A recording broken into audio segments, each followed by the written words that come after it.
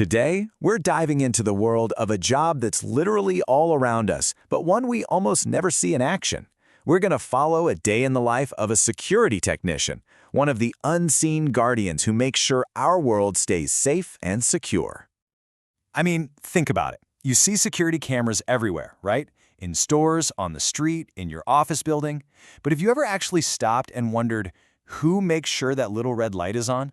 Who makes sure that if an alarm is supposed to go off, it actually does? Well, that's exactly who we're talking about today. The official name for these pros is a Security Loss Prevention Technician, or just SLP for short. Their job sounds simple on paper: guard the systems that protect everything from people to property. But the reality? It's incredibly complex. Yeah, these folks are way more than just handymen. They have to be part electrician, part network wizard, and part detective, all rolled into one. They're navigating this huge, invisible web of technology that connects everything, and their job is to make sure not a single one of those threads is broken. So, what does it actually take to be ready for a day where you have no idea what you're walking into? Well, it all starts with having the right gear. Let's peek inside a technician's toolkit.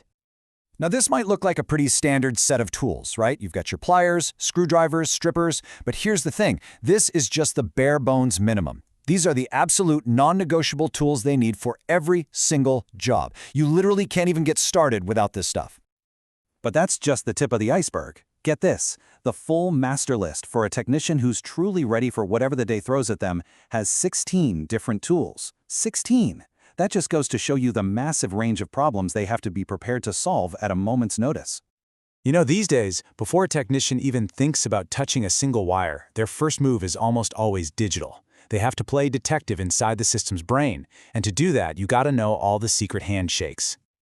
And this is a perfect example of one of those secret handshakes. It's not like you can just click a button that says, "Show IP address." No way. It's this very specific sequence of codes and numbers that you just have to know. If you mess up one number, you're out. This is how they find one specific device in a network that could have hundreds of them. The digital detective work doesn't stop there. Another huge task is pulling up a service report. This is like looking at a system's medical history to see what's gone wrong in the past. And again, you can't just Google it. You need to know the exact address and have the right login to get in. You need the keys to the kingdom. All right, so once the digital sleuthing is over, it's time to get hands-on. And this is where a deep understanding of circuits, wires, and how they all fit together is absolutely non-negotiable. Now, I know this table looks a bit technical, but think of it as a super precise wiring map. It's showing the technician exactly how to connect a security system to a video recorder, a DVR. And when I say precise, I mean it.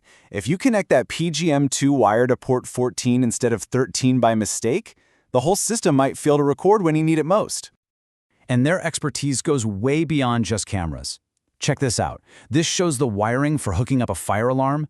A technician needs to know how to make a smoke detector and a security camera talk to each other. It's all about getting these completely separate systems to work together as one. Okay, now this is what separates a good technician from a great one.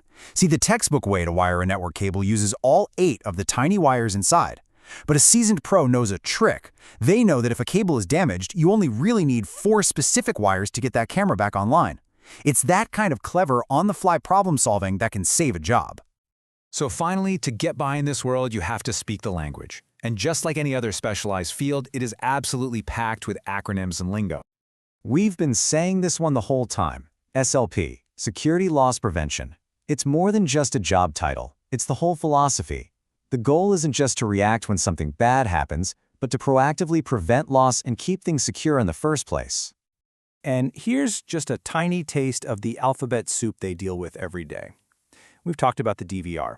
A PIR? That's a motion sensor. FAP is the fire alarm panel. This shorthand isn't just for show. It's a language of pure efficiency that lets technicians communicate complex ideas instantly.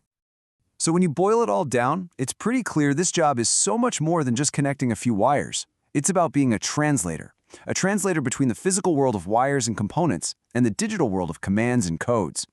So I'll leave you with this. The next time you walk past a security camera or you hear an alarm panel beep, maybe you'll think about that hidden world. Think about the complex web of tools, codes, and really skilled people that are working unseen to make it all happen. What connections will you see now that you couldn't see before?